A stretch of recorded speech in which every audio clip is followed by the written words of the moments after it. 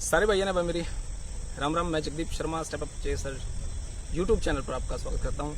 रोहतक आ रहा हूँ भाई, और रोहतक में हमारे बलराज कुंडू जी के पास। नमस्कार सर। नमस्कार सर, कैसे हैं आप? बिल्कुल बढ़िया, आप बताइए कैसे हैं? मैं एकदम दुरुस्त सर। सर, पहला प्रश्न, बड़ौदा में इलेक्शन शुरू होने की कगार पर है, आप भी कुछ वहाँ पे अपनी प्रेजेंटेशन दे रहे हैं। किस प्रकार की प्रेजेंटेशन की बात? क्योंकि कुछ लोगों का ये कहना है कि भाई बलराज कुंडू जी भी अपने किसी मित्र प्यारे ने अपनी तरफ से किसी ने सपोर्ट करेंगे, किसी न किसी ने खड़ा करेंगे आज़ाद उम्मीदवार की। देखिए, मैं तो बड़ौदा के लोगों को जो है ना सजग और सावधान जरूर करेगा। और भारतीय जनता पार्टी जो हरियाणा प्रदेश की सरकार है जी, सरकार के मुखिया माननीय मनोहर लाल जी खट्टर की जो कार्यशैली है, जिस प्रकार से उनकी करनी और कथनी का जो फर्क है, और आज जिस राह पर प्रदेश जा रहा है और इस महामारी के दौर में जिस प्रकार से माननीय मनोहर लाल खट्टर जी की कार्यशैली से लोगों में एक बहुत ही खतरनाक दौर से जो है ना लोग गुजर रहे हैं, ऐसे किसान का बुरा हाल है, छोटे व्यापारी का बुरा हाल है, युवा बेरोजगारों के साथ जिस प्रकार का खिलवाड़ ठेकेदारी प्रथा के माध्यम से सरकार के तहत कर रही है, और जिस प्रकार से कर्मचारियों के साथ उनका डी काटकर मनोहर लाल जी ने जो एक तुगलकी फरमान तानाशाही रवैया अपनाते हुए पीटीआई के जो 1983 परिवारों के रोड पर लाने का जो काम किया है, और आज इस मंदी के दौर में, महामारी के दौर में, जहाँ किसान का बुरा हाल है, गाँव में न बिजली है, न केबल के कनेक्शन है, धान की फसल के लिए आज किसान बड़ा स्लिप है, परेशान है, दुखी है। और ऐसे दौर में 80 रुपये से ज़्यादा डीजल और पेट्रोल पहली बार लगाकर पहली बार ऐसा दोनों बराबर आ गए पेट्रोल। और जिस प्रकार के दावे और बड़ी बड़ी बातें मनोहर लाल जी के सरकार में उनके नेता लोग करते थे, जो आज अर्धनग्न अवस्था में आंदोलन करते थे, 2 रुपये डीजल का रेट, 1 रुपये डीजल का रेट कांग्रेस सरकार में बढ़ता था तो चिल्लाते थे। और उस सरकार में अगर कोई कर्मचारियों को निकाला गया तो उसके लिए उनका प्रोटेस्ट करते थे, उनका समर्थन करते थे। और आज अपने हाथ में 80 रुपये से ज़्यादा पेट्रोल डीजल को ले जाकर कर्मचारियों को बाहर का रास्ता दिखाकर बेरोजगारों के साथ में ठेकेदारी प्रथा के माध्यम से खिलवाड़ करता है। छोटे कर्मचारी, छोटे व्यापारी और मजदूर बेरोजगार के साथ इनको सरकार से ऐसे दौर में एक उम्मीद और आस होती है, इसके विपरीत इनको लूटने का काम करने का काम सरकार कर रही है। इसके प्रयत्न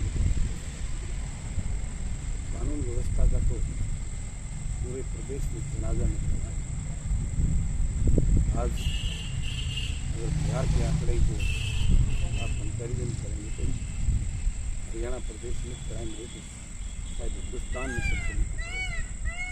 पिछले 2 महीने के दौरान मेरे रोहतक जिले में 30 के करीब मर्डर होते हैं, लूटपाट की अनेकों घटनाएं होती हैं।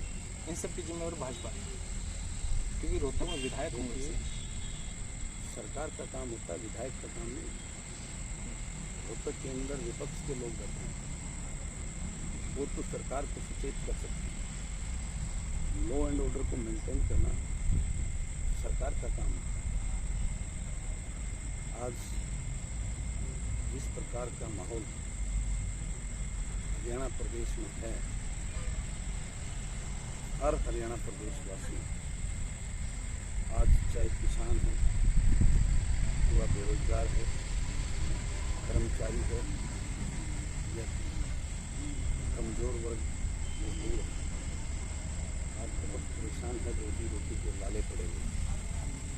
इन चीज़ों को छोड़कर हरियाणा प्रदेश की सरकार रैलियाँ करके पैसा बर्बाद कर रही है, प्रचार प्रसार में लगी है। कोई चिंता नहीं है कि क्राइम क्यों बढ़ रहा है, कोई चिंता नहीं है कि डीजल के रेट क्यों बढ़ रहे हैं, कोई चिंता नहीं है कि पूरे प्रदेश के अंदर पीटीआई व्यापक और उनके परिवार डिस्ट्रिक्ट हेडक्वार्टर पर धरना दे रहे हैं, भूखे सड़कों पर। तो कोई चिंता नहीं है कि किसान का क्या हाल होगा, गेहूँ की फसल किस प्रकार खरीदी गई है, और आगे आने वाले टाइम में मुझे जो समाचार मिला, पता चला है कि मंडी बोर्ड को खत्म करने की प्लानिंग हरियाणा सरकार का है।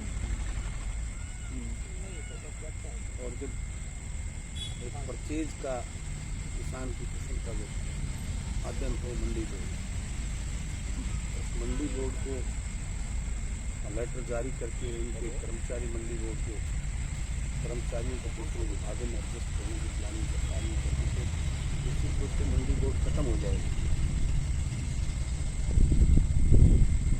उसके बाद इस किसान की फसल खरीदने वाला कोई नहीं। MSP की घोषणा करने से किसान की फसल नहीं है,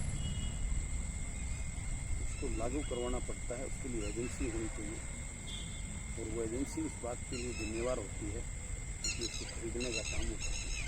इस प्रकार से मंडी बोर्ड के काम, तो उस विभाग को आप खत्म ही कर देंगे उसका कोई महत्व नहीं है।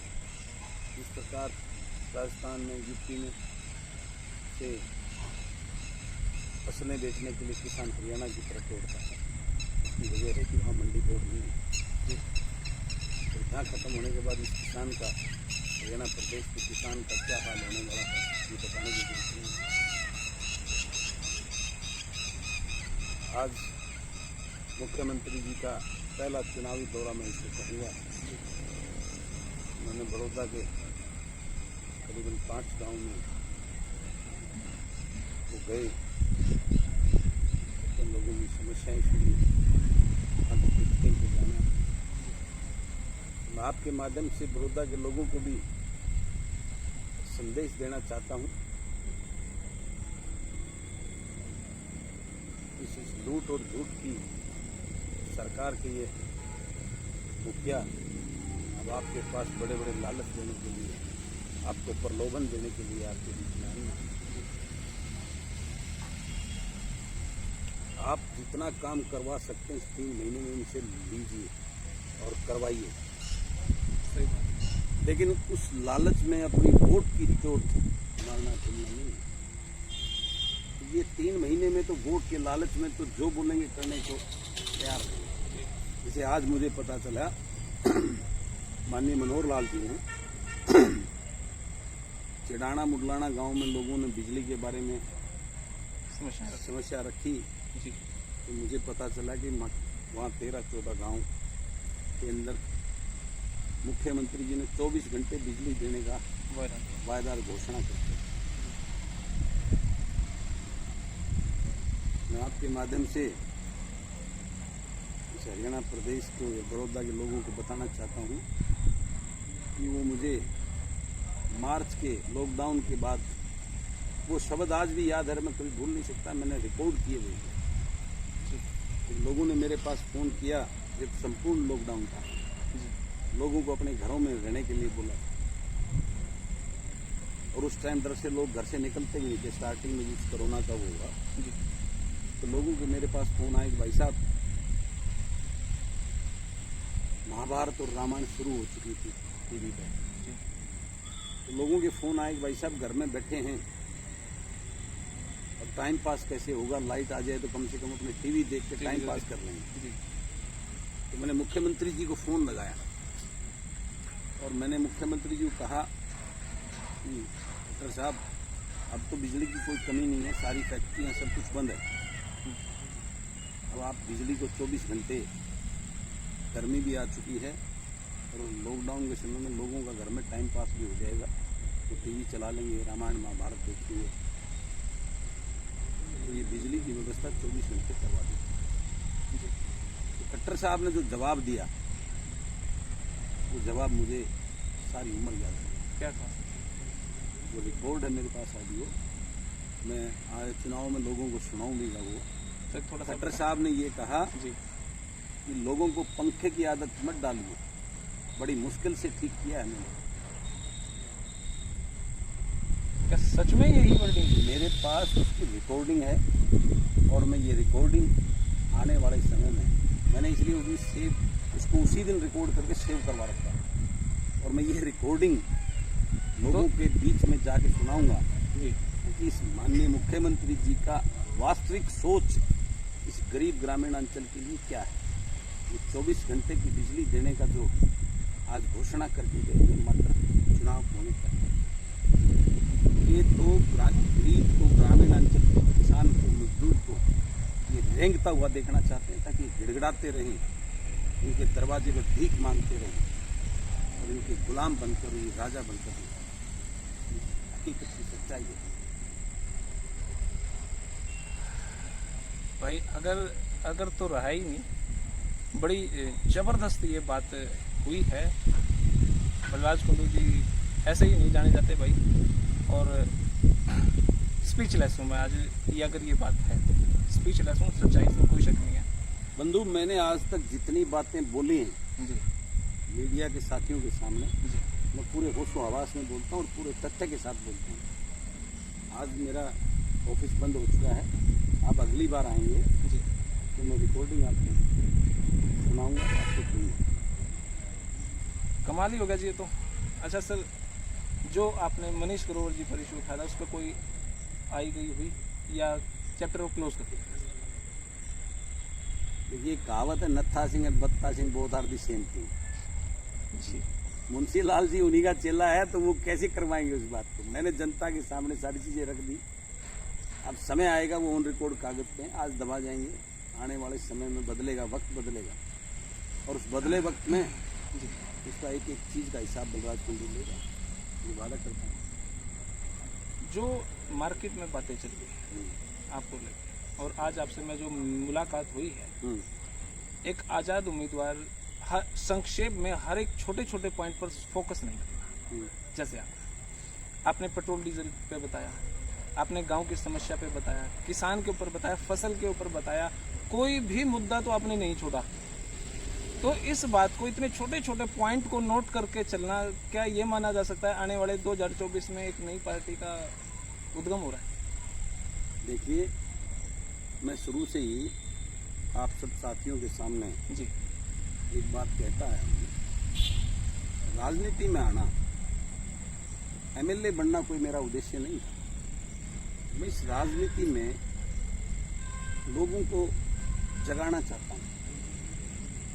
इस प्रकार से मैं ग्रामीण अंचल में बड़ा हुआ, मेरी शिक्षा दीक्षा, मैं बिल्कुल एक सामान्य और जी बिल्कुल किसान परिवार से हूँ। मैंने 5-6 साल हल तो जोड़ नहीं रखा, बाकी ऐसा कोई काम नहीं जो मैंने खेती का ना किया। तो बड़े लैंडलॉर्ड भी नहीं, छोटे से मेरे फादर साहब को 8 एकड़ जमीन आती थी। हम 4 भाई हैं, 2-2 एकड़ हमारे डाउन टू जो अर्थ इकट्ठे आप हम जुड़े हुए, समस्या का पता है आपको। जॉइंट फैमिली है आज तक। मुझे तो हर उस तकलीफ का पता है। आज मैं जो विश्लेषण करता हूँ, परमात्मा की कृपा से, मेरे माँ बाप के आशीर्वाद से, आज मैं, भगवान ने मुझे उस लेवल पर पहुँचाया कि मेरी रोजी रोटी इज्जत से चल रही है, ठीक ठाक मेरा काम धंधा, मेरा परिवार, ज्वाइंट फैमिली, मेरे भाई संभाल रहे हैं। मेरी आत्मा ने मुझे आवाज़ दी कि अपने लिए तो सब जीते।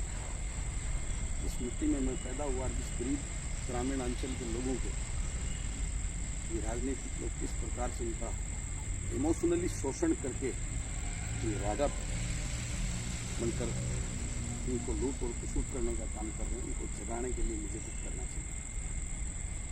तो मैं उसी उद्देश्य से इस राजनीति में आया हूँ और एक एक चीज़ों को बारीक से मैं माइनोटली देखता हूँ, उसके बारे में पूरा जानकारी हासिल करता हूँ कि किस प्रकार से ये लोग उसके लिए लोगों को जगाना और अवेयर करना, ये मेरा उद्देश्य है। मतलब जगाना अवेयर करना 90 विधानसभा में वही पूरा प्रदेश, वही बात अभी भी आप बात कर रहे हैं। मेरा माध्यम एक जन सेवा और जन सेवा के प्लेटफार्म पर अगर जो इस जन सेवा की सोच रखने वाले लोग मेरे साथ आते हैं, जुड़ते हैं, तो उनका बिल्कुल स्वागत है। मिलके इस हरियाणा प्रदेश के लोगों की लड़ाई जरूर करूँगा, ये मेरी सोच। शुरुआत हो चुकी है। शुरुआत तो मैं 6 साल पहले कर चुका हूँ। जिस दिन मैं राजनीति में आया था, मेरे खुद वही बातें उस दिन फिर वही बातें आ गई, और जब तक इस राजनीति में रहूँगा, परमात्मा की कृपा मेरे स्वास्थ्य पर उस पर रही, तब तक मेरी आवाज़ इसी प्रकार से आती। इलेक्शन तक आते आते ये आवाज़ कहीं दब तो नहीं जाएगी? देखिए, ये तो समय बताएगा। आपके सामने आप भी होंगे, हम भी होंगे, और इलेक्शन भी होगा, और तब देखना ठीक है। शायद इस आवाज़ में जी आपको और करंट और मिले और वो चीज़ महसूस हो सकती है। ठीक है सर। लेकिन मैं ये बात जरूर आपको कहता हूँ कि बड़ौदा गांव के हर गांव में, हर घर में मैं जाऊँगा, लोगों की उम्मीदवार को लेकर जाएंगे। मैं खुद उम्मीदवार होगा तो बड़ौदा का होगा, मेरे पास कोई उम्मीदवार नहीं। हाँ, बड़ौदा वाले अगर किसी मजबूत, ईमानदार ऐसी शख्सियत को आगे निकालने के, पंचायती तौर पर लाने का काम करते हैं, तो मैं उसका कंटे की चोट पर समर्थन करूँगा, तन मन और धन से। Thank you sir, thank you. मेरी बहुत सारी शंकाएं थी, आज वो दूर होगी sir. Thank you. Thank you. तो भाई ये था जबरदस्त इंटरव्यू, और अब आम जनता की राय क्या है और अपने कमेंट बॉक्स में जरूर बताइएगा भाई। और बलराज कुंडू जी के लिए और कठोर से कठोर आपके सवाल क्या हो सकते हैं, नेक्स्ट टाइम जब मिलूंगा तब फिर हम उस पर बात करेंगे। तब तक के लिए धन्यवाद। जय हिंद, भारत माता की जय।